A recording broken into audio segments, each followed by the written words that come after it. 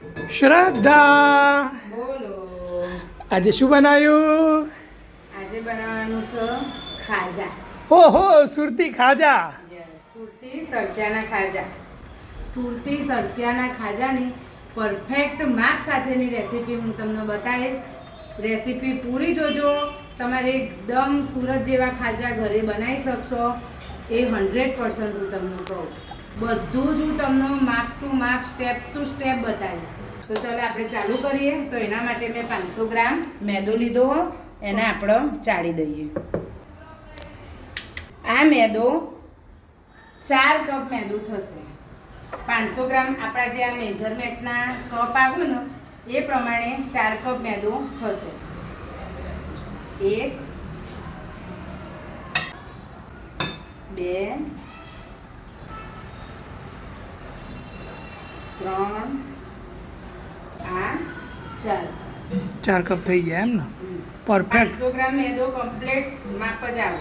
હવે આ બધું આમાં ઓકે. હવે આપણે સાચું બનાવીશું. બરાબર? મેજરમેન્ટ કપ હતો ને એમાં આ 1 કપ, આ હાફ કપ, બરાબર. આખો કપ ભરીને તેલ લેવાનું. ઓકે. ના, આશરે નહીં જવાનું, મેજરમેન્ટથી જ જવાનું. ખાજામાં આશરે નહીં જવાનું. કોઈ બી રેસીપીમાં તમે મેજરમેન્ટથી બનાવવાનો તો પરફેક્ટ જ રેસીપી બને. કપ ભરીને આખો આપણો તેલ એક કઢાઈમાં વેડી દઈશું. આ તેલ થોડુંક ગરમ થાય ત્યારે અંદર આપણે કાઢેલો 1 કપ મેદો ઉમેરી દઈશું.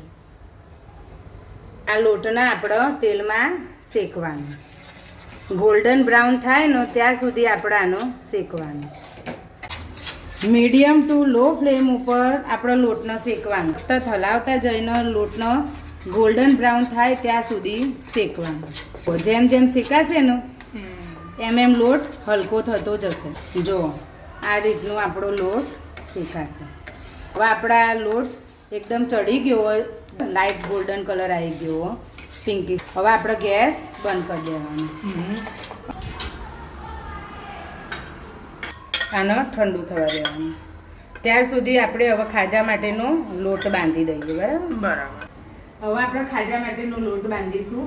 એના માટે આ 1 કપ ભરીને પાણી લેવાનું. બરાબર.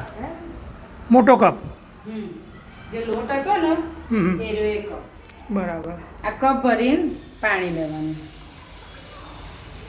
અને એમાં આ અડધો કપ હતો ને એ ભરીને તેલ લેવાનું. બરાબર. અડધો કપ તેલ લેવાનું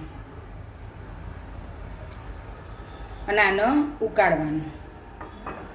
પાણી ઉકળવા મૂકીએ ને એમાં થોડી હળદર ઉમેરવાની.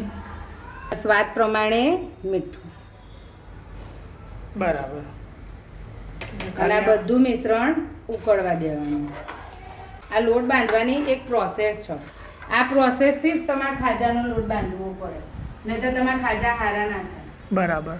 આ પાણી ઉકળે ને આવી રીતે ઉકળવા માંડશે. બરાબર. એટલે ને ગેસ બંધ કરી દેવાનો. પરફેક્ટ. અને ગેસ ઉપરથી નીચે ઉતારી દેવાનો.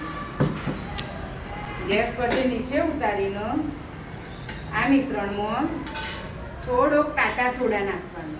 ઈનો નહીં, બરાબર. કાટા સોડા. ઓકે. બરાબર. જો આટલો ટાટા સોડા નાખવાનો. 500 ગ્રામ મેદો હોય ને તો આટલો ટાટા સોડા નાખવાનો. ઓકે. આમાં જ બરાબર. છે ને આ વિસ્કરની મદદથી બરાબર ફેટવાનું. 2 થી 5 મિનિટ ફેટવાનું. જો આ મિશ્રણ ફેટાઈ ગયું બરાબર તો કંઈક આવું લાગે છે. જો આ રીતે ઓકે. થોડુંક થિકનેસ આવી છે. હવે આને આપણો આ 3 વાટકી જે મેદો સાઈડ ઉપર રાખ્યો હતો ને એમાં થોડુંક થોડું ઉમેરે છે. અને એનાથી લોટ બાંધવાનો એમ? સહી પકડે.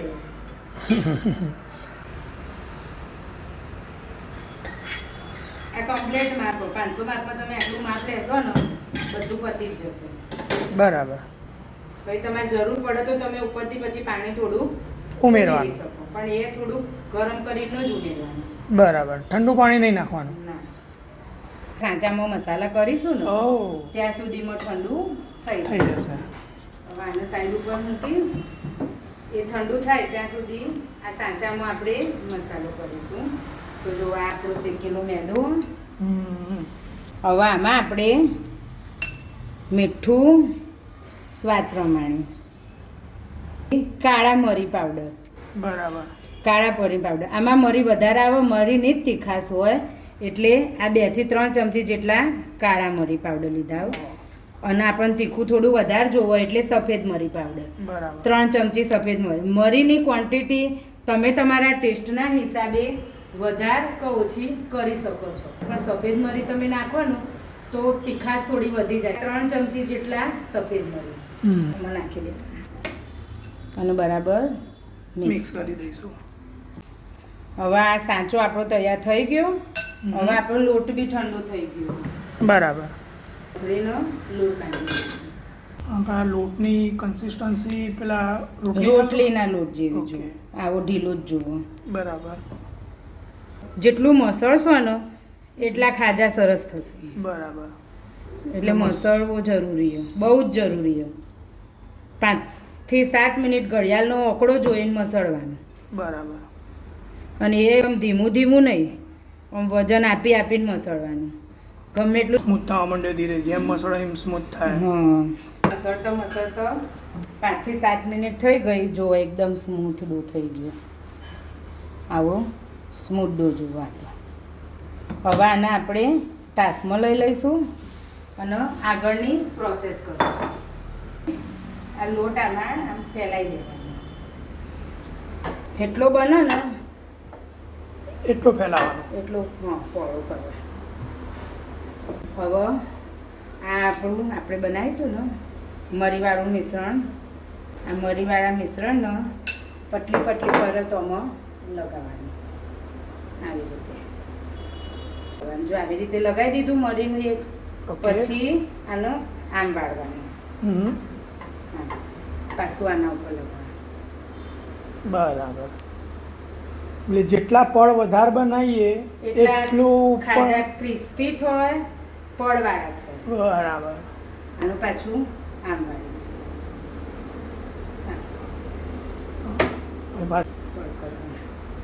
પછી પાછું પણ ઉલટવાનું. આમાં કોઈ એવું ફિક્સ નહીં, ગમે તે બાજુ તમે ઉલટી શકો, પણ બસ પડ બનાવવાના આવી રીતે. જેમ બને એમ પડ બનાવી જવાનો. હા, મરી લગાવી લગાવી. આ બધો સાંચો પતી ના જાય ને ત્યાર સુધી પડ બનાવવાના, કેમ કે આપણે પરફેક્ટ માપથી જ બનાવ્યું મરીનું મિશ્રણ. એ મરીનું મિશ્રણ પતે નહીં જ્યાં સુધી, ત્યાં સુધી પડ આવી રીતે બનાવી જવાના. બરાબર. જો આવી રીતે એકદમ લૂસી લૂસીનું બધું જ લઈ લેવાનું. સાચો લઈ લીધો. પાથરી પછી આવી રીતે છેલ્લે એનો પેડો જ બાંધી દેવાનો. હા, આ લોટ બંધાઈ ગયો. હવે આમાંથી આમ એક લોયું લેવાનું. આવી રીતે આના ઉપર આવી રીતે મૂકવાનું, પછી આમાં ફેલાઈ દેવાનું. પણ લાકડાનું ઓરસિયો કેવું જ વાપરજો, બરાબર. એટલે નીચે ચોટો નહીં. આટલી થિકનેસ બરાબર ખાજાની. પછી અંદર આમ કાણા પાડી દેવાના, તો કાણાથી બરાબર. તળાઈ જાય. બરાબર. આવી રીતે આપણે ખાજા તૈયાર કરી દેવાના અને પછી એનું ફ્રાય કરવાનું. બરાબર. ધીમા ગેસે તેલ આવવા દેવાનું અને તેલ થોડું ગરમ થાય, એકદમ ગરમ ના થવું જોઈએ. બરાબર. થોડું ગરમ થાય એટલે આવી રીતે ખાજા મૂકવાના. જો એકદમ તેલ ગરમ હશે ને તો ફટ લઈને ખાજું અંદર ચડ્યા વગર દાજી જશે.